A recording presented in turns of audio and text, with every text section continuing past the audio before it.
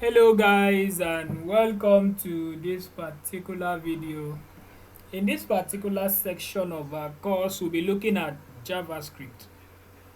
We'll be looking at JavaScript as our first programming language. We saw the HTML being like the markup language, more like the structure of our website, and then the CSS on the other hand is for styling, basically the design of that website. So in this particular course, we'll be looking at JavaScript. JavaScript is responsible for the actions we see on a web page. And in JavaScript, each browser has a way of interpreting the JavaScript code or executing each code. For example, if you use the Google Chrome, we have what we call a JavaScript engine for each of the browser. And for the first part of this video, we'll not be making use of our code editor for now, be it the VS Code or the Sublime Text for those of us that are using Sublime Text, or even Atom.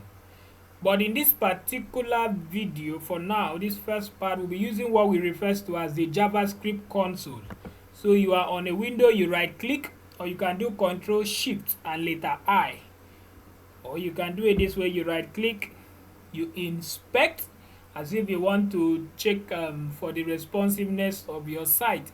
But in this case, we'll be going to console. We'll be clicking on console.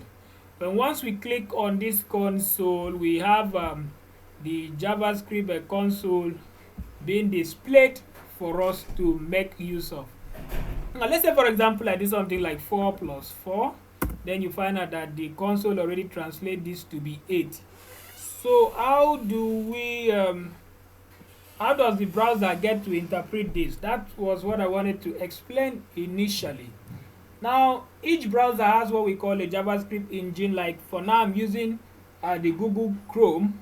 The JavaScript engine here is called V8. Please pay attention because you'll be asked when the time comes.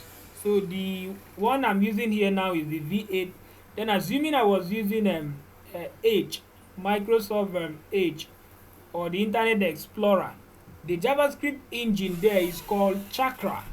The JavaScript engine there is called Chakra.